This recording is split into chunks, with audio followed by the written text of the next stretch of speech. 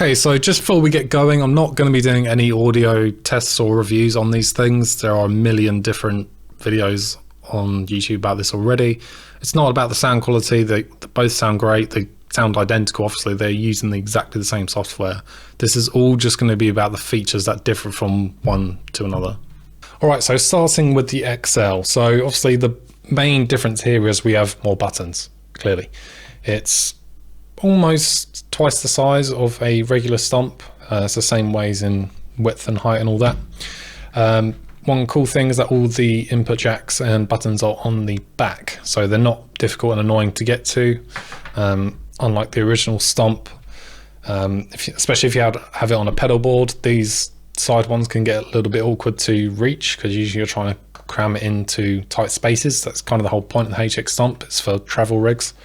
So that can get a little bit awkward, but so having everything on the back is great. And also this main volume knob, which is easily accessible on the HX Stomp, has now been moved to the back. So right there it's locked until I push it in, it pops out and I can move it and set it and forget it, which is great because really that's only used for output volume. I want that to stay the same. I don't want to accidentally kick it and then be twice as loud as I was before. So that's all good. So, and that's, for me, that's really only where the positives end, because when I first bought this, it was pretty close to the release of it. So there wasn't too many videos about its capabilities, and I kind of assumed I could do things with this that I can't.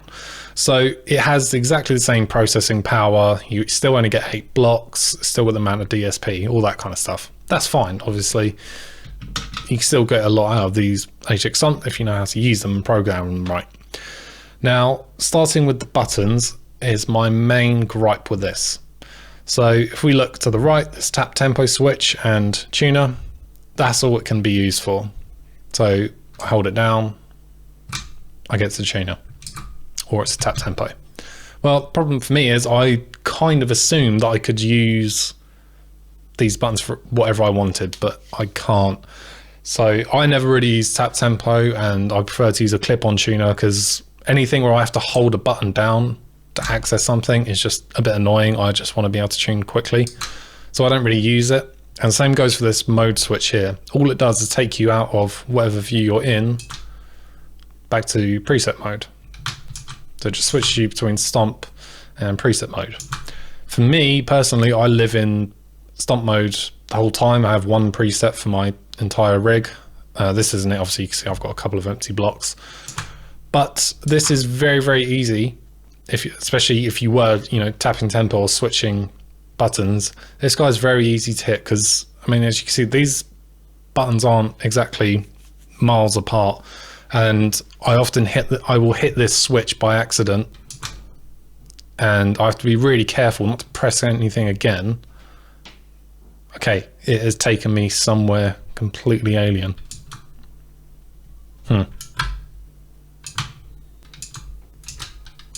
Okay, well, I have no idea how it's just sent me there. Okay, and now what the hell was that? Oh, so I think, so I entered edit mode. That's, okay, cool. So I think, yeah, if you hold this down, it'll take you into edit mode, where you can edit the parameters and stuff just using the buttons. I don't really see where you'd use that. I guess if you couldn't use the HX edit on your computer or something, I don't know why you'd ever use that. I find it's just way easier to either just scroll through and find what you want to do or just open the editor. But yes, you can do that. So moving on, so you're essentially left with 6 programmable switches in foot switch mode anyway, right? Or Stomp mode. So these you can do whatever you want with. I can decide to go to different snapshots, activate stuff, change parameters, and that's cool. And that's exactly what I use it for. I'll usually have 2 different drives here, which I can push in and out. This might be a level boost, and then the delays, reverbs, that kind of stuff, which is really good. And that's how I use the XL live. To combat the mode switch thing, I ended up getting pedal toppers just to make these buttons bigger. So it is much harder to step on this by accident. So coming out of the Stomp mode, here we have our usual preset view. So we have 4 different presets, A, B, C, and D. And then I can either scroll through different banks. I can bank up, bank down, or if I hold that, it will simply scroll between different presets. Not sure why I'd want this because I have presets here. Hold it down again, so then I can go scroll through different snapshots. So you can see up here it's changing each time I press it. Great. Let's get back to where we were. I always forget which ones I have to do. Bank. Oh, I think that was cool. So we're back home. So that's what you can do with them. You don't have any control about what these do in preset view. So you can't have, for example, 6 different presets saved here. You are locked in with having 4, and then if you want more, scroll through the banks. And again, for me, live, it isn't something that's really feasible or very practical. So again, I live in here doing everything manually. So, and I believe the main reason why Line 6 came out with this is to sort of target the market that people use an HX Stomp and then buy something like a MIDI controller, for instance, the Morningstar MC6 or M68, something along those lines to get more functionality out of just these 3 foot switches. Which is why I think they missed the mark, and it's why I'm spending so much time griping about the foot switches. Because on a MIDI controller, you can program those foot switches, to do anything you want. But on the XL, you can't. So it's kind of, you know, they wanted to bring this out so you didn't have to do that, but you still do. And I will often use this and a MIDI controller just because I have way more functionality over the XL. The only reason why I'd use it is just because it's a nice all-in-one solution. But you do have to do quite a lot of jump around just to get this to work for your particular setup. Now, if you're someone who, maybe you're a touring artist where you have sets that are completely the same every night, sure, you can just go in preset mode. So you can set, you know, presets for different songs, and then go in here, and maybe you'll have different snapshots for that particular song. And that's great, and that will work for you. But obviously, as we know, the HX Stomp does have a delay, an audio delay, when you switch between presets. So that's something you need to be aware of. Again, that's why I just live in this mode. Now, price-wise, these two are actually very, very similar. So I believe in the UK, the HX Stomp runs for almost £500 new, 450, something like that. And the XL is only about £100 more in most places. So if space isn't an issue, you like the HX Stomp, and you just want a little bit more functionality, then obviously you might as well just get the XL because it will do more. But if you're thinking strictly on, you know, space saving and things like that, because you might get the XL and it won't do everything that I need it to do. So with this, I still need other pedals with it, whether that be an expression or extra foot switches to make this work for me.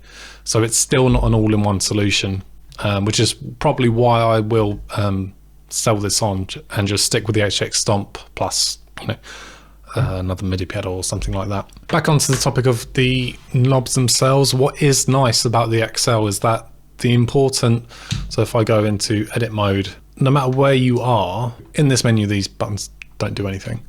But say if I'm in here and I accidentally move any of these, obviously it's changing the parameters and whatever it's set. So on the regular HX Stomp, these knobs are right above the 2 foot switches over here. So I would often either click them in or nudge them slightly with my foot. But on here, the main buttons you use are on the left. So these are well out of the way, which is nice, which I do find very, very good. But still, for me, these switches are too close together. I know that's asking a lot. It's meant to be a compact pedal. I'm a tall guy. I have big feet, big shoes. So I'm always hitting the next row or, you know, an adjacent buttons if I want to reach over. And if we look sort of this way, you can see that the back row of buttons aren't really any taller, barely, than the ones in the front. And of course you can get pedal toppers to make these more accessible, but it's just a little thing like that. It's far too easy for me to hit another pedal by accident. It's also why people say, why don't I use the quad cortex? Well, because the buttons on that are even closer together. I can't do that, especially not live when I'm kicking stuff and not trying to look at them. So again, if you're thinking about getting either of these, of course, either one will work. They'll do what you want it to do. It's just a question of, is form factor playing a big role in your decision, or do you want these extra foot switches? Again, a lot of people use tap tempo all the time and they might find the mode button really, really useful. Then that's going to work great for you. Just for me, I don't find this as big of an upgrade as I thought I originally would. So I've tried to do this quickly as I can. There's probably stuff that I have missed. So if I have, leave your questions in the comments below and I'll get back to you on those. Again, this is more of just a video of how I use it, how the Excel works and doesn't work for me. But anyway, thank you for watching. Hope you found this useful and I'll catch you in the next one.